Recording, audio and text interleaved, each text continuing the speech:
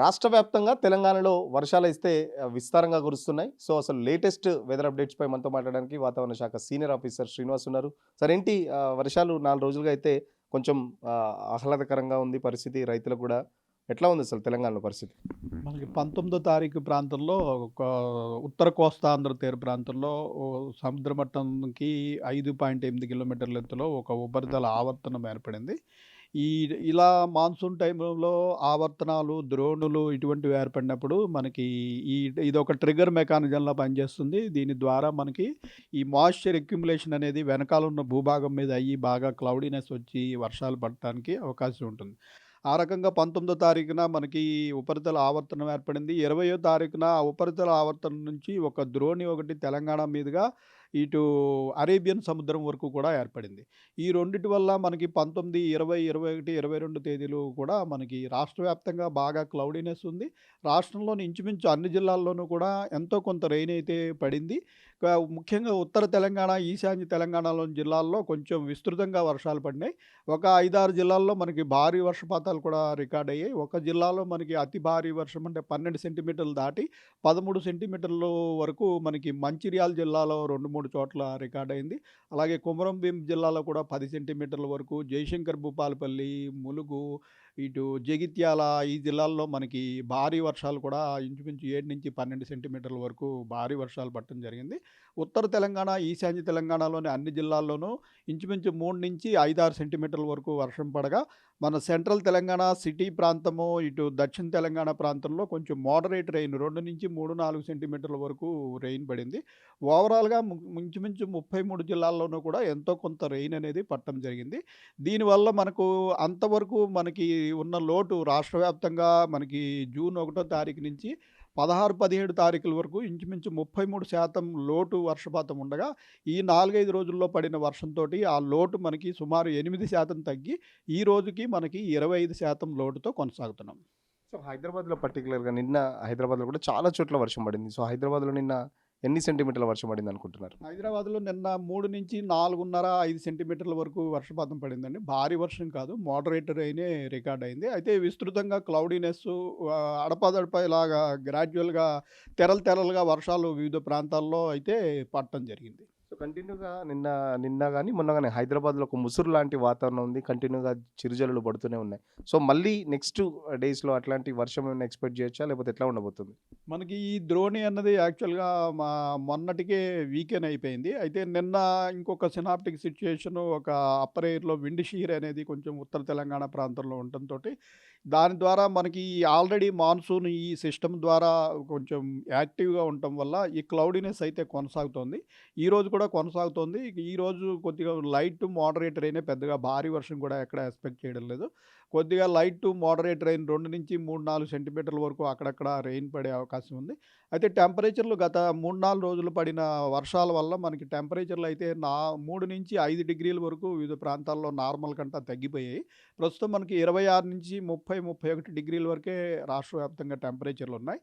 ఈ టెంపరేచర్‌లు కూడా రేపటి నుంచి క్లౌడీనెస్ తగ్గి మళ్ళీ కొంచెం హీట్ పెరిగే అవకాశం ఉంది. గ్రాడ్యుయల్‌గా కొంచెం టెంపరేచర్స్ పెరిగే అవకాశం ఉంది.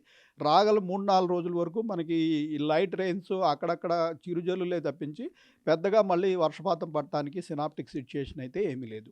సో, జిల్లాల వారీగా చూసుకుంటే లెక్కలేమైనా ఉన్నాయా? ఎంత వర్షపాతం నమోదైంది? ఏ జిల్లాలో తక్కువ పడింది? ఏ జిల్లాలో ఎక్కువ పడింది ఏమన్నా? మనకి ఈ 18, 17 తారీఖుల వరకు మనకి ఇంచుమించు 33% రాష్ట్ర వ్యాప్తంగా ఇంచుమించు 2 జిల్లాలే మనకి నార్మల్‌లో ఉండి, మిగిలినవన్నీ ఈ డెఫిషియంట్ రెడ్‌లో ఉన్నాయి. అయితే ఈ 4 రోజులు పడిన వర్షాలతోటి మనకి సుమారు 9 జిల్లాలు ఇప్పుడు నార్మల్ రేంజ్‌కొచ్చాయి. నార్మల్ అంటే +/- 20 ఇవి కూడా అంటే నార్మల్‌తో పోలిస్తే నెగెటివ్‌లోనే ఉన్నాయి. ఒక్క ములుగు జిల్లా మటుకు +12% నార్మల్ కంటా 12% ఎక్కువ ఉండగా, ఈ జిల్లాలు కూడా లోటే -17, -18 అట్లా ఉన్నాయి కానీ, అప్ టు -20 వరకు ఇట్స్ ఓకే.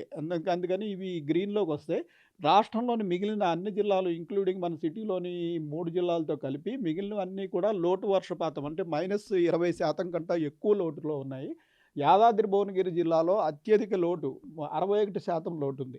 ఇక్కడ 180 మిల్లీమీటర్లు పడాల్సి ఉండగా 82 మిల్లీమీటర్లే పడింది ఇప్పటివరకు. సో, ఈ ప్రాంతం యాదాద్రి భువనగిరి జిల్లా అత్యధిక లోటు కలిగిన జిల్లాగా ఉంది. ఒక్క ములుగు జిల్లా మటుకు మనకి పడాల్సిన దానికంట 12% ఎక్కువ పడిన పాజిటివ్ జిల్లాగా ఉంది. మిగిలిన అన్ని జిల్లాల్లోనూ కూడా నార్మల్ కంటా తక్కువే. అయితే ఈ జిల్లాల్లో 20% లోపు లోటు ఉంది. సో ఎట్లా ఉండబోతుంది సార్? మళ్ళీ వచ్చే 3 రోజుల్లో ఉష్ణోగ్రతలు పెరుగుతాయి అంటున్నారు. మళ్ళీ ఏదైనా అల్పపీడ ద్రోణి ఏమన్నా వచ్చే అవకాశం ఉందా? ఎందుకంటే 4 రోజులకు కురుస్తున్న వర్షాలకు సంబంధించి కూడా రైతులు కొంత ఆశ పెట్టుకుంటున్నారు. వర్షం సంబంధించి పొలాలు గూడా పంట పొలాలకు సంబంధించి పంట పనులు గూడా స్టార్ట్ చేసుకున్న పరిస్థితి. మీరేమో మళ్ళీ 4 రోజుల తర్వాత ఉష్ణోగ్రతలు పెరుగుతాయి, వర్షాలు లేవని జెప్పేసి చెప్తున్నారు. సో రైతులకు ఎలాంటి సూచనలు ఇస్తున్నారు? రాగల 5, 6 రోజుల వరకు మనకి పెద్దగా అనుకూలమైన సినాప్టిక్ సిట్యుయేషన్ ఏమీ కనపడట్లేదండి. దీనివల్ల ఏమిటంటే మనకి ఈ క్లౌడీనెస్ కూడా గ్రాడ్యువల్‌గా తగ్గి కొంచెం మళ్ళీ డ్రై వాతావరణము అక్కడక్కడ కొద్దిపాటి జల్లులకే అవకాశం కనిపిస్తుంది ప్రస్తుతం. సో ఓవరాల్‌గా మళ్ళీ ఏమన్నా పడి ఈ 33 నుంచి ఇప్పుడు 20% వర్షపాతం లోటు కవర్ అయిందని జెప్తున్నారు. భవిష్యత్తులో ఆ 20% గూడా తగ్గే అవకాశం ఏమన్నా ఉందా? ఎల్‌నినో ఎఫెక్ట్ అని జెప్పేసి చెప్తున్నారు. సూపర్ ఎల్‌నినో అని జెప్తున్నారు. ప్రభుత్వం గూడా ప్రత్యామ్నాయ మార్గాలు చూపెడుతుంది రైతులకు సంబంధించి. సో ఆ 20% గూడా భవిష్యత్తులో ఆగస్టు గాని, సెప్టెంబర్‌లో గాని ఏమైనా కవర్ అయ్యే ఛాన్స్ ఉందా? ఎలాంటి అంచనాలున్నాయి? అంటే మనకి ఎల్‌నినో పీరియడ్‌లో ఈ డిస్ట్రిబ్యూషన్ అనేది తీవ్రంగా మారిపోయే అవకాశాలుంటాయి. అంటే కొన్ని ప్రాంతాల్లో వర్షం పడితే విపరీతమైన వర్షం పడే అవకాశాలు కూడా ఉంటాయి. సో, ఆ రకంగా ఇప్పుడు మనకి ఈ నెల మొదటి వారంలో చూసాం మనకి ఇటు కర్ణాటక, మహారాష్ట్ర తీర ప్రాంతాల్లో ఒక 2, 3 రోజుల్లో 60-80 సెంటీమీటర్ల వరకు రెయిను. అంటే జూలై నెలలో పడాల్సిన మొత్తం రెయిన్ అంతా కూడా 3 రోజుల్లో పడిపోయింది.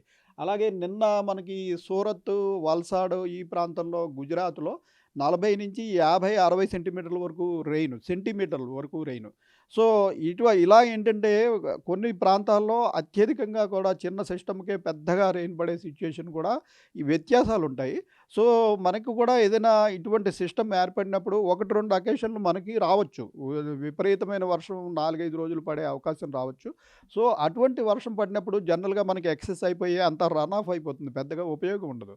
సిటీల్లో కానీ, పంట పొలాల్లో కానీ ఒకేసారి 3, 4 రోజులు కంటిన్యూస్‌గా heavy rain, extremely heavy rain పడితే దానివల్ల పెద్దగా ఉపయోగం ఉండదు.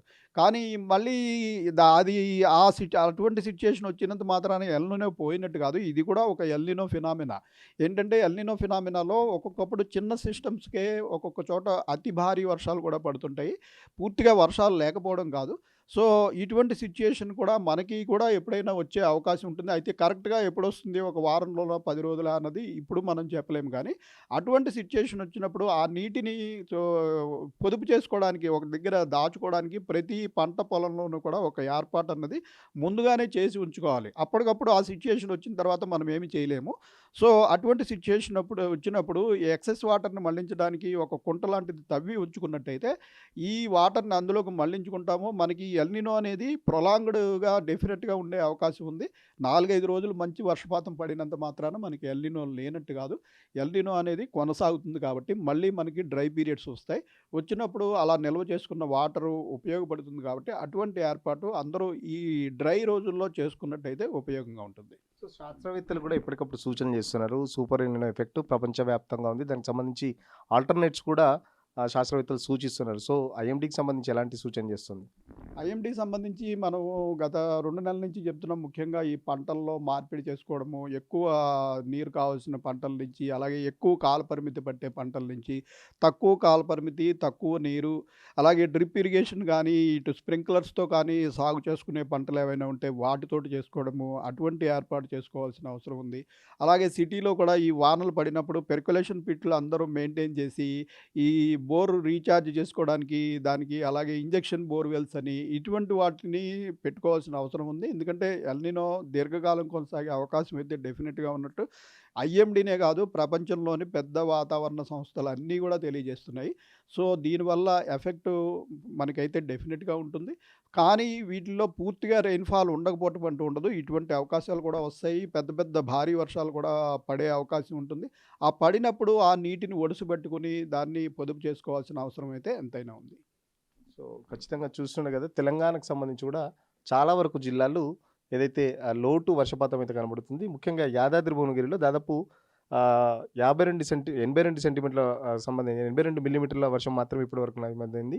అత్యల్పంగా వర్షపాతం నమోదైందంటే కేవలం యాదాద్రి భువనగిరి జిల్లా అయితే ఇప్పుడు సూచిస్తున్నారు. సో అత్యధికంగా 12 సెంటీమీటర్లు ఏదైతే ఆహ్, ఎక్కువ పడాల్సిన దానికంటే ఎక్కువ పడిన జిల్లాగా అయితే ములుగునైతే వాతావరణ శాఖ అధికారులు గుర్తించారు. సో, ఓవరాల్‌గా చూస్తుంటే కూడా ఈ 4 రోజుల వర్షానికి సంబంధించి గతంలో తెలంగాణలో 33% వర్షపాతం లోటు ఉంటే ఇప్పుడు ఈ 4 రోజులైతే ఈ అల్పపీడన ఎఫెక్ట్‌తో 4 రోజులు తెలంగాణ అంతటా వర్షాలు విస్తారంగా కురిసిన నేపథ్యంలో ఒక 8% తగ్గి ఇప్పటికి 20% లోటైతే వర్షపాతం ఉంది.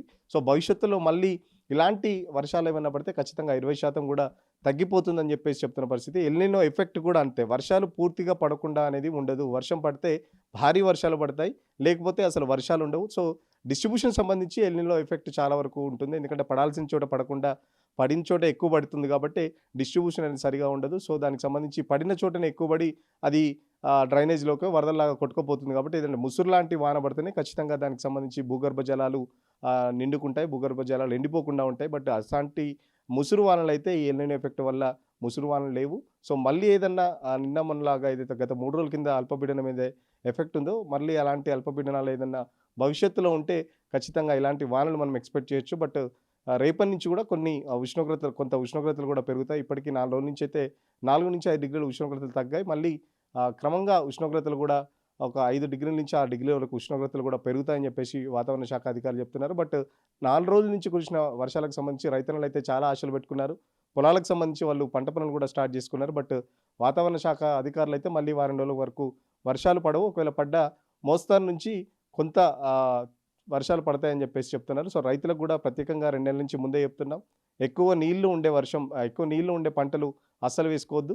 కాలువల ద్వారా ఏదైతే బోర్ మీదనే చేసుకునే వాళ్ళుంటే దాన్ని ఖచ్చితంగా ఆల్టర్‌నేట్ చూసుకోవాలి. తక్కువ వాటర్ యూసేజ్ ఉండే పంటలు మాత్రమే వేసుకోవాలని చెప్పేసి రైతులకు కూడా వాతావరణ శాఖ అధికారులు సూచిస్తున్న పరిస్థితి. వీడియో జర్నలిస్ట్ కోటితో సురేష్, ఆర్‌టీవీ కోసం హైదరాబాద్.